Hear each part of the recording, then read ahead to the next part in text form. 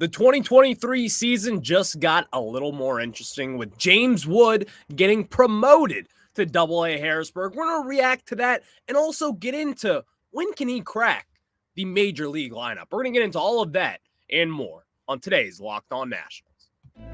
You are Locked On Nationals, your daily Washington Nationals podcast, part of the Locked On Podcast Network, your team every day.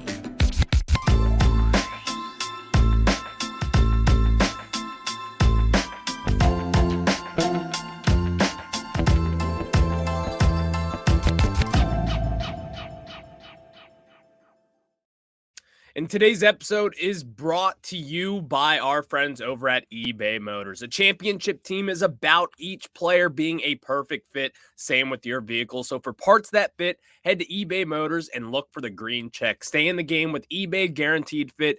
ebaymotors.com. Let's ride. eBay Guaranteed Fit only available to U.S. customers.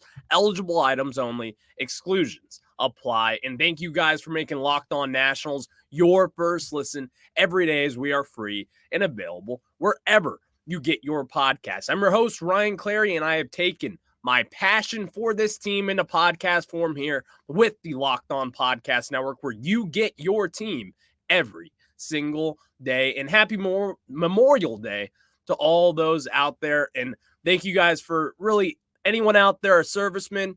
We are very thankful for your sacrifice to our country, and we are forever grateful for you guys. So I hope you guys are out there spending the day off, maybe enjoying the time with loved ones and everyone out there as well. But as we get into it, James Wood, the number 7 prospect in all of baseball, according to MLB Pipeline, just got promoted from High A Wilmington up to AA Harrisburg with the Senators, joining for another top prospect with Robert Hassell in that return for the San Diego Padres trade. But today is not about Robert Hassell.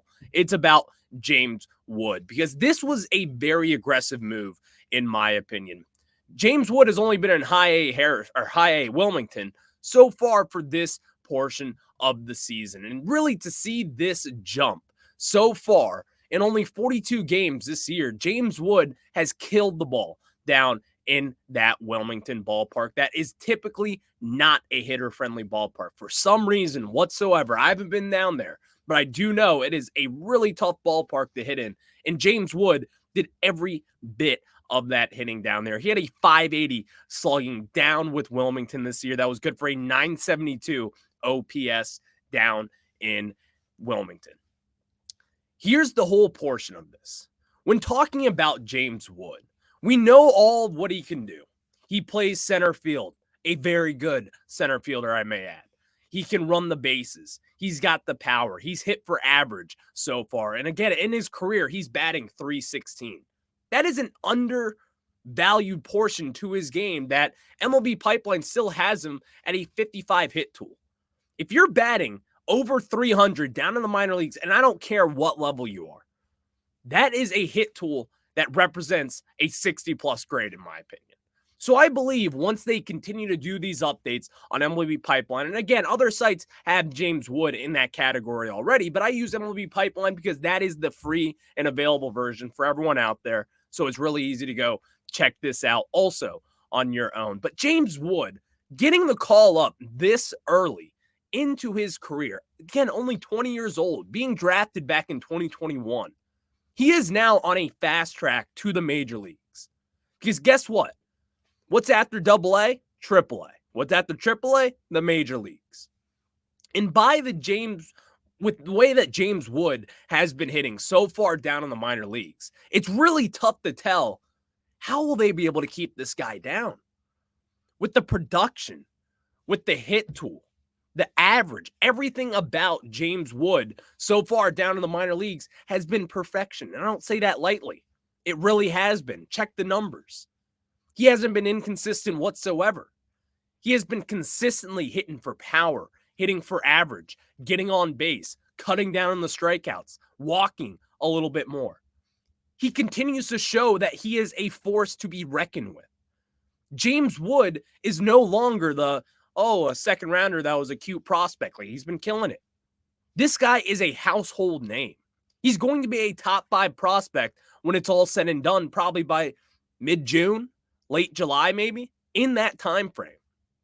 And I say that because Jordan Walker right now, again, according to MLB Pipeline, is the number 1 prospect in all of baseball. He's going to get called up once again with the Cardinals. He'll graduate. Then you got Ellie De La Cruz. He's going to get called up. He will be graduated as well by midsummer. Yuri Perez, starting with the Miami Marlins, he will be graduating as well within the next month or month and a half or so. That will put James Wood not only in the top 5, but at number 4 in all of baseball, again, still as a 20-year-old. He's not the type of prospect that Jackson Holliday is, who right now sits at number 3. He's going to be the number 1 prospect in all of baseball when it's said and done. But James Wood is knocking on that door just from what he has done. And it really brings up the question, how long away is he from the major leagues? Because with the Nationals right now, as we know, the Nationals really aren't that far off when you consider everything. They got the number 2 overall pick in the draft this year. They're going to be drafting a college bat or a college arm. Both those guys, whoever they pick, is it Dylan Cruz, Wyatt Langford, or Paul Skeens? All 3 of those guys will be on a fast track to the major leagues. About a year and a half of development, I'd say.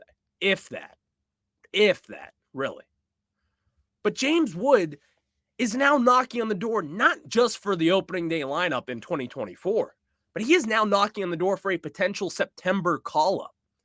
And I say that because if the way that we think Mike Rizzo thinks, he could be called up by mid to late September for a few games. Get a few at-bats, get his feet wet in the major leagues, get a cup of coffee, whatever you want to say, what other analogy is out there. But James Wood is now on that track, and I have to give credit to Next Gen Stats. They pulled this up, and I think this is really noticeable for a lot of different things. So far, with all the big prospects that Mike Rizzo has alluded to over his career, Juan Soto only played 8 games above A-ball. Victor Robles played 37. Anthony Rendon played 57. Bryce Harper, 58. Carter Kieboom, 81. Michael Taylor, 110. Trey Turner leads the way with 116 games above A-ball. Now, here's the little image with that. Juan Soto, Victor Robles, Anthony Rendon, Bryce Harper, all 4 of those guys who played the least amount of games above A-ball were also in contention with those teams. And yes, that 2018 Nationals team was absolutely a contender at that point when Juan Soto was called up. So it's a little bit of a different situation. And you may ask, Ryan, well, what do you think? When do you think James Wood should be called up? Or when do you think he could be called up? I do think it is an outside chance that he is in the major leagues by late September. A late September call-up. You know how that goes. Victor Robles did that in 2017 and 2018. But now we sit here. I think he should be called up to the major leagues for a cup of coffee for maybe 2 weeks or so. Maybe an injury pops up. You get James Wood back there. But only under one circumstance, is that he has to be killing the baseball the way that he has been down in the minor leagues. I'm not rushing anybody up because we're not winning this season. I'll say that again and again and again out here. We are not winning this season. It's not about right now. It's about in the future. So if you want to leave James Wood down, let him develop, continue to soak, and all those different things that goes into developing prospects. The Nationals should continue that course. But if they do believe that he is ready to make that jump, absolutely. Call him up in September, see what happens, see what he can do. Because at this point, no matter what, getting called up in AA by May, because I was thinking it was going to happen by June around this time. But even then, it happened in May. You got called up a month earlier than a lot of people expected. He was only playing in 40 some odd games down in the minor leagues in high A as a 20-year-old and just ripping the cover off the baseball. That is what it's about. And now it brings up all the questions in the world of when and should he be called up to the major leagues. And we've seen it with Rizzo before. He called up Juan Soto straight from AA. I believe he played 2 games in AAA, and that was about it. They saw enough. They called up the 19-year-old, and the rest was history. I don't think Mike Rizzo will use that same knowledge as James Wood right now, just because James Wood is also a much more prized prospect than Juan Soto was at that point. But even further than that, the Nationals are in a completely different situation. Mike Rizzo, Davey Martinez, and the decision makers, they know where they sit. They're not winning the World Series this year. They're not making the postseason, unfortunately, this year either. So there's no reason to rush this guy up into the major leagues up to this point. But again, if they feel as if he's ready, you have to make that call. You have to make that decision for Davey Martinez and Mike Rizzo and the rest of the crew. You guys can catch tonight's game against the Los Angeles Dodgers and the Washington Nationals tonight at 9:10. You can always check out the Nats hometown broadcast with SiriusXM on the SXM app. Just search Nationals. Again, check that out. You'll even hear a little Locked On Nationals promo if you're listening in live there. But before we get into a national stock report, because it is a Monday after all, and we do get some stock ups and stock downs, as it was quite a week for the Washington Nationals. For some guys, there are also 2 guys that were not too great in the month of May. So we're going to get you a national stock report. Again, who's hot and who's not. That's your best up to speed on the Washington Nationals and everything you need to know. But before we do that, I got to tell you guys about our friends over at Built Bar. Are you looking for a delicious snack but don't want all the sugar and calories? Then you need the best tasting protein bar ever, and that's Built. You got to try it. If you're like me and you want to make healthier snack choices but you don't want to compromise on taste, I've got just the thing for you. Built Bars are Built Puffs. Built Bars are healthy and taste amazing. Seriously, they taste so amazing you won't think they're good for you. You got to try this. Head to your nearest Walmart today, walk to the pharmacy section, grab yourself a box of Built Bars. You can put a 4-bar box of cookies and cream, double chocolate bar, or my favorite, coconut puff. And if you're close to Sam's Club, run in and grab a 13-bar box of our hit flavors, brownie batter puff and churro puff. Guys, as always, thank me later.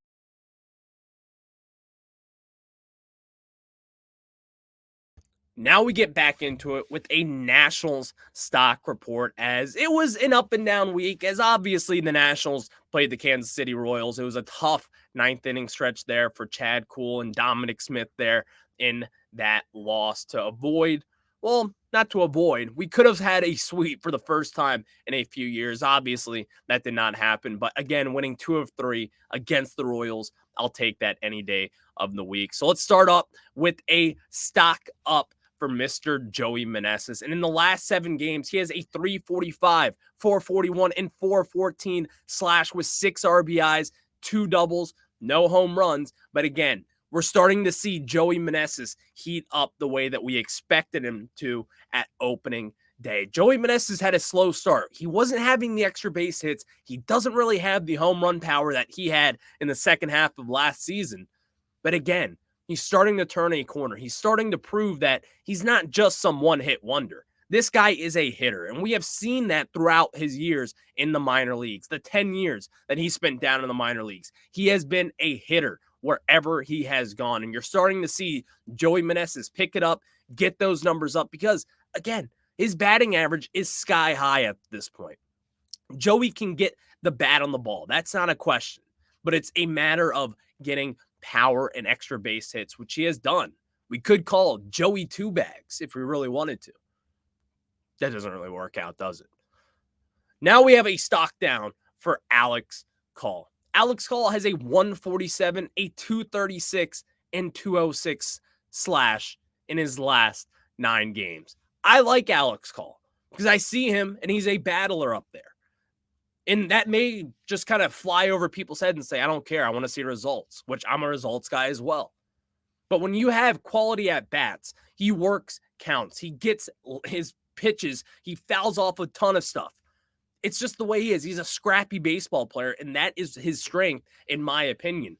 But again, You have to produce at the end of the day at the plate, especially if you're going to get a lot of opportunities. And while he has had a lot of opportunities up in the major leagues, with Victor Robles being down in the IL, that's probably going to be coming to an end for Alex Call, as Lane Thomas has solidified himself. That's his spot in the corner outfield. When Victor Robles comes back and he's healthy, Alex Call will likely be seeing the bench just a little bit more. A stock up, former closer Kyle Finnegan. This is a little bit of a hot one. Not a lot of people are thrilled with Kyle Finnegan. But let's look through the month of April. The month of April was a disaster for him.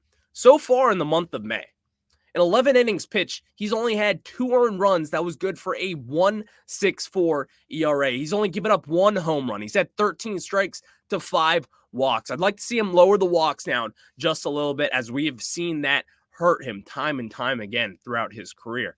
But again, if you're striking out more than a batter per inning for a closer, for a setup man, for really anything, you're limiting the home runs, getting outs on your own. And again, the results are there.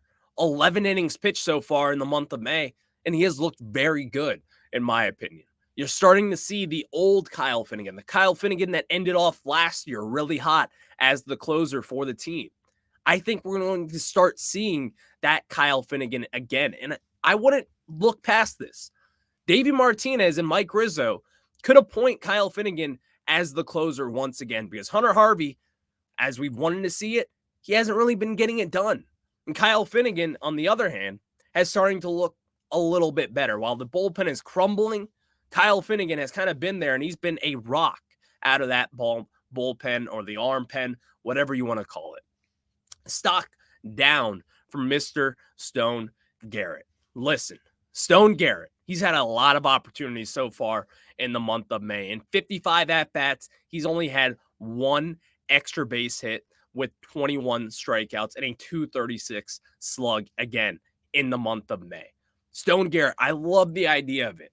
I love the idea of someone who has 110 mile per hour exit velo. I love the idea of the analytics hero that Stone Garrett has kind of been so far.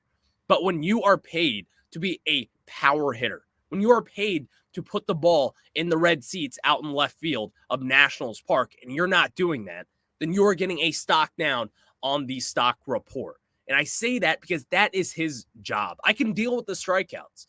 But if you are not going to hit for power, if you aren't going to clear the bases with all these opportunities that you have had, then you will be getting a stock down. I still like the idea of Stone Garrett because he does have power. It's true raw power that this team lacks. But he's not getting the job done with the opportunities that have been given to him. And Alex Call is in the same boat as him. But again, Alex Call is in a lower category, in my opinion. He's just kind of your scrappy ball player. Stone Garrett is a power bat. He's supposed to hit home runs. And it is tough to hit home runs and hit for power consistently when you don't have enough playing time, which has seemed to be an issue so far for Stone Garrett so far. But again, you have to hit for power.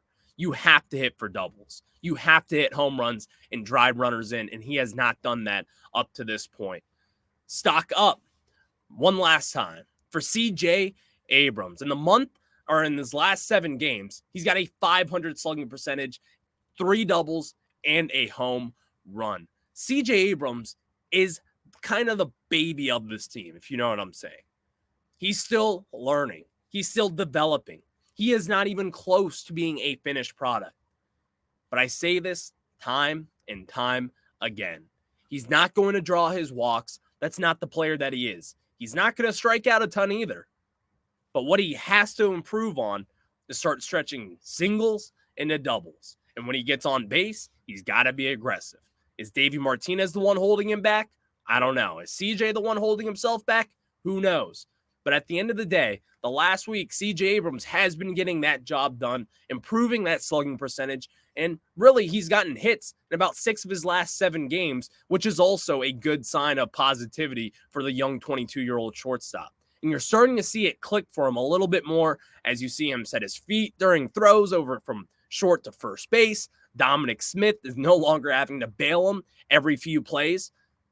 But at the end of the day, he will be getting the job done as he is continuing to develop and as he continues to get better. I think you're starting to see a much better version of CJ Abrams. The CJ Abrams that we all expected to see from opening day. Again, you guys can catch tonight's game as the Nationals play the Los Angeles Dodgers in LA at 9:10 Eastern time. Trevor Williams on the bump as we're about to preview that entire series because it could be a rough one, but catch every pitch of the Nats hometown broadcast with Sirius XM on the SXM app. Just search Nationals there. And before we get a little break here, we're going to talk about these Nationals Dodgers series as Trevor Williams goes on tonight. Jake Irvin goes tomorrow night, and then followed by a Patrick Corbin start on Wednesday afternoon, and it could be a little bit of a tough one for the Washington Nationals. I'll answer that right after this.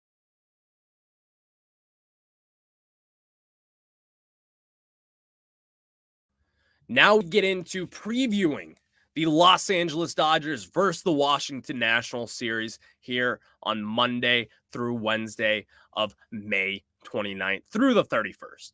The last series of May, which is insane to say the least, because I can't believe it's already May. 2 months of baseball have already passed.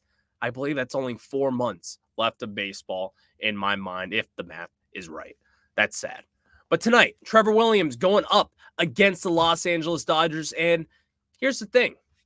Trevor Williams hasn't been, as I was looking, I'm not going to lead the witness here. Trevor Williams in 5 starts against the Los Angeles Dodgers has a 5.67 ERA. Now you're going to say, it's the Dodgers and it's Trevor Williams. Trevor Williams is not on the level as the Dodgers are. They have all-star after all-star after all-star. MVP candidate after MVP candidate after MVP candidate. I know. But again, a 5.67 ERA in 5 starts. And then you have Jake Irvin going up tomorrow night, who has been struggling recently. Let's call it as it is. He's been struggling really poorly over the last few starts. And then you have Patrick Corbin, who has a 4.37 ERA in 22 starts, which isn't that bad. It's not terrible at all. But we know this with Patrick Corbin. We know that against a tough team, a tough lineup like the Los Angeles Dodgers, this is the lineup that could kind of expose his weaknesses that we have seen. And it's kind of been blanketed by a lot of good performances over the last few weeks. He's keeping his slider down, which is always a good thing. I want to see that slider that he throws in the dirt. It should never be in the strike zone because guess what? When it's in the strike zone, they put it in the seats. We've seen it time and time again. And I think that has been the key difference with Patrick Corbin's starts so far. But again, tonight, Trevor Williams going up against the Los Angeles Dodgers. And who's on the mound against us? It's one of their number 1 prospects, Bobby Miller. You might not know a lot about Bobby Miller, but Bobby Miller has been, 1, very solid in his 1 start up with the Los Angeles Dodgers, and 2, he's been a very high prospect for a while. A first-round pick back in 2020 out of the University of Louisville. He's only 24 years old. He's got an electric fastball that's going to sit in the upper 90s, and you're going to see a ton of breaking pitches. He's got swing and miss potential out the you-know-what. This guy is legit, Bobby Miller. And when I say that, he is legit. Back at that deadline in 2021, could have the Nationals gotten Bobby Miller instead of Josiah Gray? I don't think the Los Angeles Dodgers were willing to give up Bobby Miller just because of the prospect that he was at that point. He wasn't the big name that Josiah Gray was, but they also saw the stuff, and his stuff plays. When the Dodgers take a pitcher in round 1, just look out. They know what they're talking about. They know what they are getting into as they develop these guys like we grow trees in a forest. It's different for them. They find it easy. But it's also not just that, because they got their lineup. A loaded lineup, too, if I may add. And that could be an issue with Trevor Williams again tonight, as this is a tough team. It's a tough Dodgers lineup. And again, a lot of these batters have had a lot of success against Trevor Williams. Freddie Freeman, the guy we know so much about. In 13 at-bats, he's got a 385 batting average. There's guys like J.D. Martinez who scare the you-know-what out of me. Max Muncy, in 5 at-bats, he's got 3 hits. He's got an RBI.